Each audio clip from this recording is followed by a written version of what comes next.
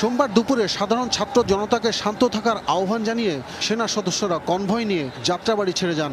এরপর বিক্ষুব্ধ জনতা চারদিক থেকে এগিয়ে আসে চৌরাস্তার হানিফ ফ্লাইওভারের নিচে। তখন থেকেই মোড়ের যাত্রাবাড়ি থানা ভবন ঘিরে ফেলার চেষ্টা শুরু হয় বিক্ষুব্ধ ছাত্র জনতার। একটা দেশের পুলিশের প্রতি সাধারণ মানুষের কত ধরনের থাকলে এরকম ভাবে থানা জ্বালায় দেয়। আপনি দেখেন এইদিকে থানার অবস্থা কি, মানে আত্মরক্ষার জন্য ওরা গুলি করো, কিন্তু তোরা এইভাবে এইমাত্র এখান থেকে একটা মানুষ মারছে, ওরা ছাদ থেকে শুট করে। পাল্টা প্রতিরোধের চেষ্টা করে পুলিশ। কিছুক্ষণ পরপর মুহুর্মুহু গুলি, টিয়ার গ্যাস, সাউন্ড গ্রেনেড ছুড়ে ছত্রভঙ্গ করে দেওয়া হয় জনতাকে। এ সময় গুলিবিদ্ধ হয়ে আহত হন অর্ধশতাধিক মানুষ।